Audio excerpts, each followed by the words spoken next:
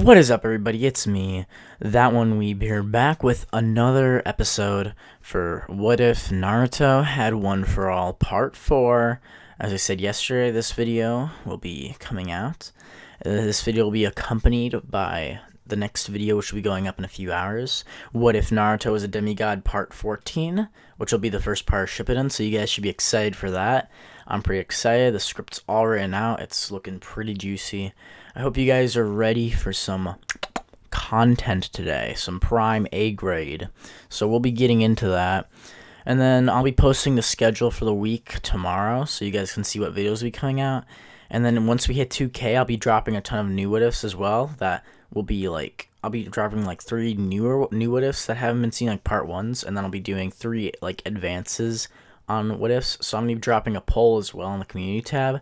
What if do you want to have another 3 parts added to? So instead of this time, I'm gonna record and write the scripts for 3 parts to 1 what if. So it can be either like Krypton or Dragon Slayer, or One for All, or Demigod. So you guys will pick that, and then everything will be set for when we hit 2,000 subscribers. So thank you guys so much for going with me on this journey, and let's just get right into what you came here for.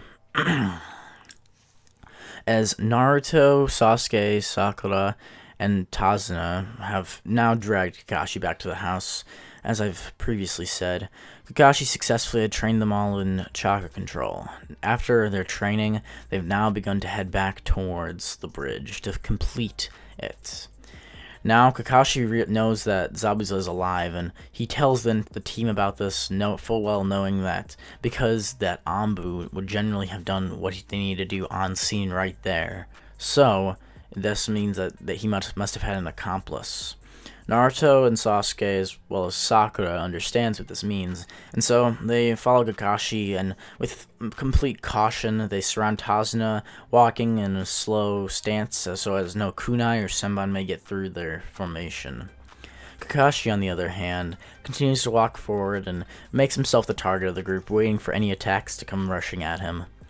With this sort of technique of having the most powerful member fighting in the front and the weaker members in the back defending together, Kakashi then sees the mist begin to roll over the bridge. Kakashi signals his hand back to tell them to stay where they are. Naruto, Sasuke, as well as Sakura stop right around Tazuna and tell him to wait there. Tazuna crouches down so as to be away from any kind of attack. Now, Sasuke is intercepted as Haku comes rushing out of the group and dives at Sasuke immediately, determining that he may be the greatest threat, as well as Haku himself not wishing to fight the one who he'd had that conversation with a few days ago, and thinking that if he can live, then perhaps he can make that as part of his own ninja way and make the world a little bit brighter. As Haku and Sasuke get into battle, Senbon come flying from Haku at every which way. He's using hand seals with only one hand, which Sasuke is getting thrown off by, and Kakashi is quite impressed with. As Haku and Sasuke are getting even more fierce in their taijutsu, Sasuke is actually pushing Haku back quite a bit. Haku has attained quite a bit of damage on his arms and legs, as Haku realizes that he's going to have to use his trump card early so he can get this guy out of the way. Zabuza is now swinging his sword directly down on Kakashi, as he creates a few water clones to go after Tazuna, Sakura, as well as Naruto. Naruto easily dispatches these water clones with one fierce kick, not even having to use One for All, as he has enough power after doing the chakra control training, as well as just being more aware this time. Naruto then, using his prowess, then rushes forward to try and get into the fight with Sasuke as well as Haku, so they can get rid of Haku and help Kakashi in fighting against Zabuza. At this point, then, Sasuke would tell Naruto to stay out of there when Naruto comes running in, tackling into the group. Haku at that point has just finished creating his mirrors, and so the icy demon mirrors have now surrounded them. As Haku goes flying from mirror to mirror, confusing them at light speed as he throws senbon down at them, cutting them on every part of their body. Naruto then activates One for All up to 12%. Sasuke, watch out for this. Suddenly, Naruto goes running towards the mirrors and punches one of the ice mirrors. The mirror completely shatters as Haku is just about to bounce to it. As Haku jumps out of the mirror and switches quickly to a next mirror, Naruto then tells him that he can destroy the mirrors, His fist, as he shows it to Sasuke, has cuts all over it though from the mirror shattering, and it's bruised heavily as he put all of his power into breaking it. Sasuke and Naruto continue to fight against Haku, and Haku has to take out Sasuke now. He throws all the Senbon and charges into Sasuke. As Sasuke is getting hit and cut by Senbon, Naruto tries to rip them and snatch them out of the air using his aerial jumping as well as his distractions in general from his lightning to make Haku try and avoid Sasuke. As Haku then throws a ton of Senbon towards Naruto, deciding to not show any more mercy towards him. Sasuke dives in front of the way, hoping that Naruto can defeat this enemy. As Sasuke then takes the full power impact of all the Senbon, Naruto sits there in a rage. As Naruto's hands grope the ground and feel Sasuke's blood, he looks up towards where Haku is in his mirror. Haku says nothing and just stares down coldly through his mask. Naruto begins shaking with rage and pain as he just lost one of his rival as well as a teammate and comrade. Naruto finally accesses the most power he can be able to access at that point. Naruto charges up his One For All to 50%, and his entire body looks like kind of like how Rock Lee uses when he uses the gates. His entire body looks completely stressed and powered up, as then Naruto on top of that activates his QB chakra for the first time. With the QB chakra healing Naruto pretty much instantly from his wounds slowly developing in his cells from One For All, he's taking no damage as well as maintaining much more power. This is due to the QB's intense healing factor as well as Naruto's own healing factor.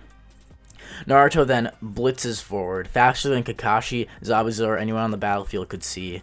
Kakashi has never seen the One For All be used to this degree. Minato Sensei had always used it only up to 30%, and he told Kakashi himself that using anything above 30% was dangerous and could give you permanent injury.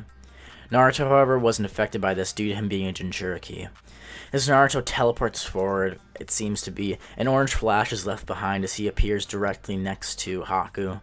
Suddenly, his fist is inside of Haku's mask, and at that point, Haku's actual brains explode out of his skull, as his entire skull just seems to vaporize, and a large pressure of wind goes blasting out as his body gets sent towards Kakashi and Zabuza. As Haku's dead, mangled corpse's head flies directly towards Zabuza, then Kakashi stabs his Raikiri, going through Haku's corpse and into Zabuza. Zabuza is just enraged that his student failed, as well as how powerful this other new kid is. As soon as Naruto falls from the ground, he deactivates QB chakra, as well as he is completely out of One For All. As his body is on the ground, convulsing, he vomits twice as he just stands there and his knees and legs are shaking. He tries to crawl back towards Sasuke, when Zabuza tries to go and kill Naruto. At this point, Kakashi blocks it and tells him that in this ninja world, this is the only way it can be.